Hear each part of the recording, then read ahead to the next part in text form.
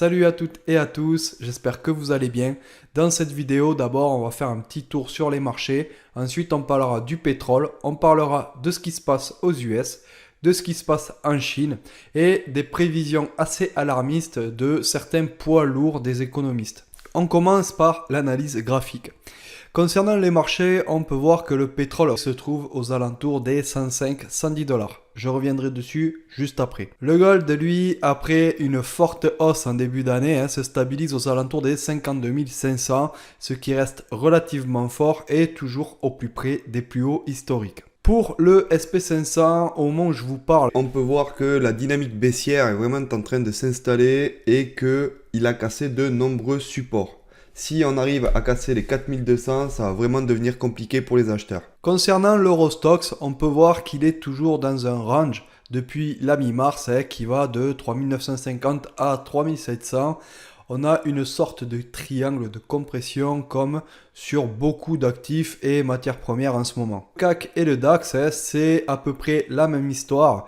C'est un range depuis des semaines et un marché qui s'accroche et qui est sans direction. Le ZN, qui est le bon au trésor américain à 10 ans, continue son plongeon. On peut voir l'énorme baisse ces 4 derniers mois et l'on peut remarquer aussi que rarement le marché a baissé aussi violemment, ce qui traduit la confiance des investisseurs dans l'économie américaine. Du côté du FGBL, qui est le bon au trésor allemand sur 10 ans aussi, il continue à casser tous ses supports et il a même cassé une zone importante qui tenait depuis 2018, qui est la zone des 157. Cette zone, on l'attendait depuis longtemps et on l'a franchement passé un peu comme dans du beurre. Maintenant, on va parler du pétrole. Suite à la guerre en Ukraine, comme tout le monde le sait, de nombreuses sanctions sont imposées à la Russie et cela va toucher aussi le pétrole. La Commission européenne envisage d'alourdir les sanctions et d'interdire l'achat de pétrole russe. Pour le moment, la Commission européenne a dit qu'elle attendait la fin des élections françaises avant d'imposer des sanctions à la Russie afin de ne pas perturber celle-ci avec la montée des prix trop rapide. L'Europe consomme environ 14 millions de barils par jour, dont la majeure partie est importée environ de 30 à 40%, c'est-à-dire 5 millions de barils par jour de la consommation de pétrole en Europe sont satisfaits par les importations provenant de Russie. Ensuite, il y a la reprise économique.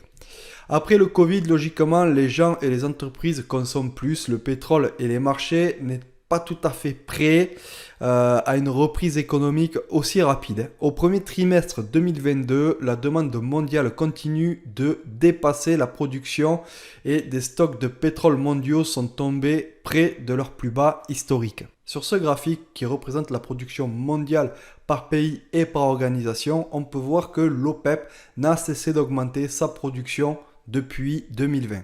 Mais elle a fait savoir dans son dernier communiqué qu'elle n'augmenterait pas les volumes de production et qu'elle ne lancerait pas de nouveaux investissements en prévision de l'augmenter. Les États-Unis, eux, ont beaucoup de mal à augmenter leur production. Après 10 ans passés en déficit, les producteurs de pétrole de schiste ont énormément de mal à trouver des investissements et beaucoup d'assurances ne veulent pas les couvrir. Selon les analyses de JP Morgan, un embargo complet et immédiat bloquerait 4 millions de barils par jour de pétrole russe, ce qui ferait monter le prix du pétrole Brent à 185 dollars le baril. L'Europe, quant à elle, essaie de négocier avec l'OPEP afin de remplacer le manque de pétrole que va causer l'embargo sur le pétrole russe. Et l'OPEP a déclaré qu'elle ne pourrait pas pomper suffisamment de pétrole pour remplacer le pétrole russe. Attendez-vous donc que le pétrole augmente fortement ces prochains mois. Même si la Chine, avec son lockdown, ralentira la flambée des prix, la banque d'investissement China International Capital Corp estime que la demande de carburant en avril chutera de 2 millions de barils jour par rapport à l'an dernier. La plus forte baisse attendue sur le diesel et l'essence. On continue avec la Chine et on peut dire qu'en ce moment il se passe pas mal de choses là-bas. En premier lieu, le confinement de 25 millions de personnes à Shanghai et la continuité de la stratégie zéro Covid perturbe très fortement les chaînes d'approvisionnement et les ports. Shanghai représente 7,2% des volumes totaux d'exportation de la Chine et 20% des conteneurs d'exportation de la Chine transitent par ce port. Le blocage Covid se propage au-delà de Shanghai, comme par exemple dans la ville de Kunshan, désolé pour la prononciation, hein, moi le chinois ça fait deux, qui est un important centre de production électronique et fermé jusqu'au 19 avril. De nombreuses autres villes commencent à une série de dépistages intensifs et se voient imposer des confinements. Certains spécialistes affirment même que la perturbation logistique pourrait être la plus importante depuis le début de la pandémie. L'indice chinois, le CSI 300, ne cesse de chuter, alors que le président chinois ne cesse de défendre sa stratégie zéro Covid. Comme on peut le voir, la Chine gère cette crise de manière plutôt dictatoriale. Les gens suspectés d'avoir le Covid sont enfermés de force dans des camps Covid. Les animaux de compagnie qui ont été en contact avec des personnes positives sont abattus. Personnellement, je suis pas trop genre à donner des leçons, mais là, je trouve que c'est vraiment un peu abusé. Et il n'y a pas que moi qui passe comme ça. Beaucoup de Chinois qui ont de l'argent ou des expatriés commencent à fuir la Chine. Et on n'a pas encore les vrais chiffres, mais la fuite de capitaux pourrait être vraiment très importante. D'après un rapport du Parti communiste chinois, avec le blocage de certaines zones qui empêchent les fermiers de planter le riz à la meilleure saison ou pire, empêche complètement les fermiers de planter et la pénurie d'engrais provoquée par la guerre en Ukraine amène la Chine à connaître une forte réduction de production de riz.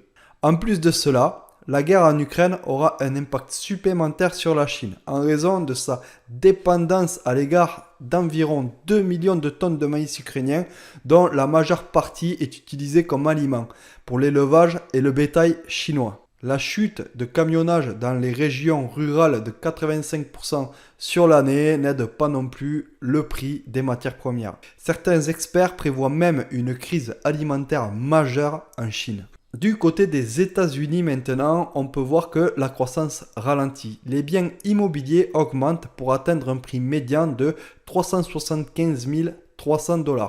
En mars, la vente de maisons chute au plus bas depuis 2020. On peut aussi observer une hausse de rendement du bon au trésor américain.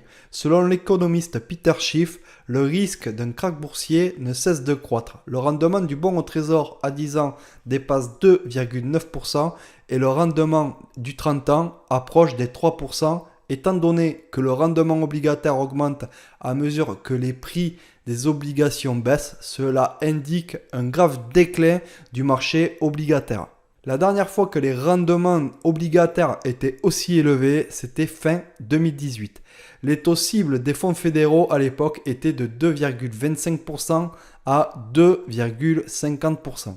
Selon toujours Peter Schiff, je cite, « Si les marchés obligataires ne s'effondrent pas, le marché boursier le fera. Et si le marché obligataire s'effondre, eh bien le marché boursier s'effondrera aussi. Donc de toute façon, à un moment donné, le marché va connaître un krach. » Je vous mets le lien de son podcast dans la description, c'est franchement très instructif. Un autre économiste, Martin Armstrong, analyste des cycles financiers et géopolitiques qui, entre autres, a prévu le krach d'octobre 1987, l'éclatement de la bulle Internet en 2000 ou encore la crise de 2007, a confié à une interview au usawatchdog.com sa vision sur le futur de l'Occident. Pour résumer, il nous explique d'abord les ingérences politiques en matière de dépenses publiques, les dettes accumulées et les sommes colossales dépensées successivement au gré des krachs et des crises financières afin de soutenir le système capitaliste, et cela s'est rajouté la crise Covid et les confinements qui a fini de détruire les chaînes d'approvisionnement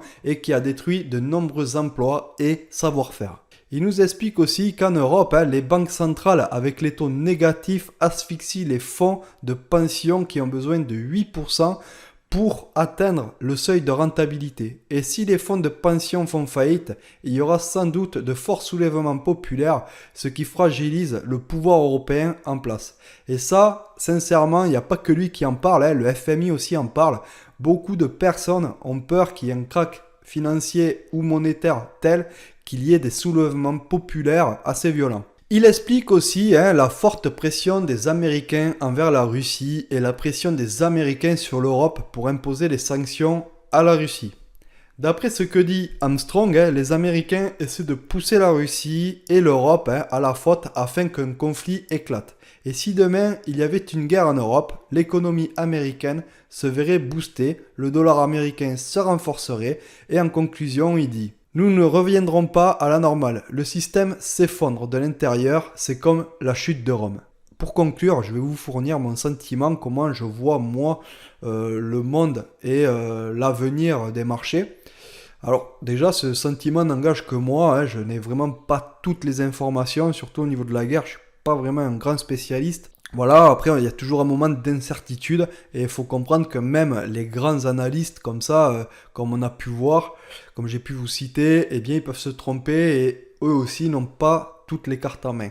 Donc il faut prendre ça vraiment avec des pincettes. Et puis il y a le facteur un peu chance, malchance qui rentre aussi en compte. Moi, ce que je vois, c'est que l'Europe soutient clairement l'Ukraine, hein, depuis le début.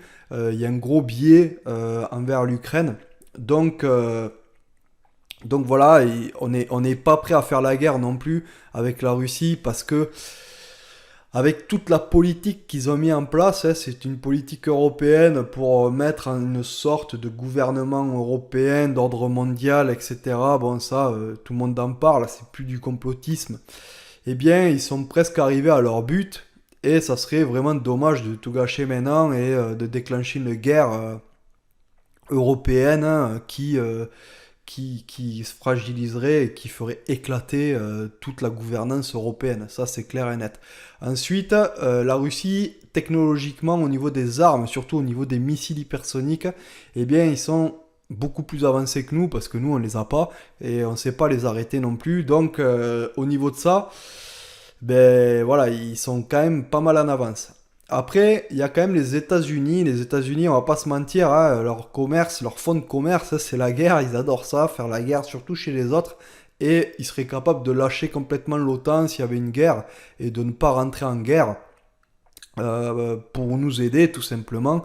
Ils nous fourniraient un peu de la logistique, etc., comme on fait avec l'Ukraine, mais clairement, ils rentreraient pas en guerre parce que les Américains, eux, ils font la guerre chez les autres et ils ne sont pas prêts à faire la guerre chez eux et ils ne feront jamais la guerre chez eux, à part si on les attaque, qui sont vraiment obligés. Donc déjà voilà, c'est ça, il faut le prendre en compte aussi. Ensuite, avec la Chine et la stratégie zéro Covid, eh bien moi je sens quand même qu'il y a anguille sous roche. Alors je dis ça assez humblement parce que voilà, je suis qu'un petit analyste, hein, je le sais, je travaille pas chez BlackRock, mais de mon point de vue, il y a quelque chose de louche tout ça. Moi je bloquerai pas le pays, enfin une ville de 25 millions de personnes pour 40 personnes qui sont malades et le plus gros port de Chine. Donc là il y a quand même anguille sous roche. Moi ce que je vois par rapport à ça, c'est que il y a la Russie qui bloquait quasiment 30% des réserves de blé mondiale, hein, de la production mondiale de blé. Ensuite, il y a la Chine, hein, qui bloque aussi beaucoup de riz, qui va créer une pénurie de riz. Tout ça pour mettre un peu le bazar dans les matières premières, on va dire. Et qui c'est qui va être vraiment impacté par ce manque de matières premières? C'est l'Afrique. Ça, on va pas se mentir. Nous, en Europe, hein, on va se garder notre blé, etc. Au pire, on va l'acheter plus cher, mais les Africains ne pourront pas l'acheter plus cher et ce seront eux qui vont crever de faim. Et la stratégie qui peut être d'affamer l'Afrique, hein, pour ensuite leur dire, bon, ben, on vous file à bouffer, votre peuple ne crèvera plus de faim, mais par contre, vous arrêtez de vendre des matières premières à l'Occident, voilà, à l'Europe, aux États-Unis. Et voilà, on est quand même bien dépendant de ça, hein, nous, hein, tous les minéraux qui sortent et les matières premières qui sortent de la terre africaine, hein, par exemple les téléphones, pour les centrales nucléaires et tout, voilà, il y a plein de choses qu'on importe de l'Afrique. Donc, ils pourraient vraiment nous assécher et retourner l'Afrique contre nous, quoi. Donc, et ça, c'est vraiment très très dangereux. Et ce serait vraiment un coup de maître qui ferait, même si c'est vrai, voilà, c'est une guerre économique, hein, on va dire.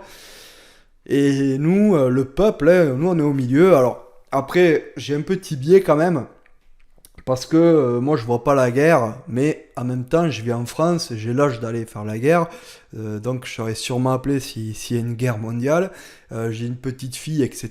Donc voilà, moi je veux inconsciemment, je veux pas la guerre. Donc j'ai mon biais qui m'interdit en gros de voir la guerre et quand je passe à la guerre, voilà, je suis assez stressé. Donc j'ai quand même un biais par rapport à ça. Et si la Chine et la Russie ne voulaient pas faire la guerre, voulaient vraiment monter une stratégie comme ça, moi, personnellement, je m'y prendrais comme ça. Ensuite, ce qu'il faut prévoir, hein, nous, en tant que citoyen ou en tant que trader, c'est ne pas crever de faim, ne pas perdre tout son argent. Donc, je vous encourage vraiment à vous diversifier. Il y a des mouvements sur les marchés en ce moment, c'est vraiment super. Enfin, pour nous les traders, il y a beaucoup d'argent à faire, hein. Ça bouge dans tous les sens, à la baisse, il y a des grosses hausses, il y a des grosses baisses, etc. Il y a quand même beaucoup d'argent à se faire, on va pas se mentir, et on peut tirer parti de crises. Et chaque crise qui se passe, eh bien, si on est préparé, si on sait quoi faire, si on sait où miser, il y a beaucoup d'argent à faire. Et il faut aussi prévoir qu'on ne se retrouve pas un jour dans la situation comme la Grèce. Que un matin on se réveille, qu'on aille au distributeur et qu'on nous dise non, non, vous pouvez plus retirer de l'argent. Parce que là, vous ne pourrez plus acheter à manger, etc. Si vous avez une famille, c'est quand même assez dramatique. Voilà, on va pas se mentir. Il faut pas, on sait jamais de quoi demain est fait en fait, avec l'inflation, etc. Donc il faut toujours essayer de prévoir. Moi je vous encourage vraiment à diversifier, autant que ce soit dans la monnaie, ne pas tout laisser en euros, prendre un peu de dollars, etc. Acheter un peu d'or, ou alors placer voilà, en bourse, ou même essayer d'investir dans des maisons peut-être en Amérique du Sud, pour si vraiment ça part en cacahuète en Europe, et ben voilà, essayer de mettre sa famille à l'abri, ça serait pas une mauvaise idée. Moi, j'essaie toujours de prévoir le pire. Je veux pas vous alarmer, hein. Franchement, c'est pas mon but dans cette vidéo de vous alarmer.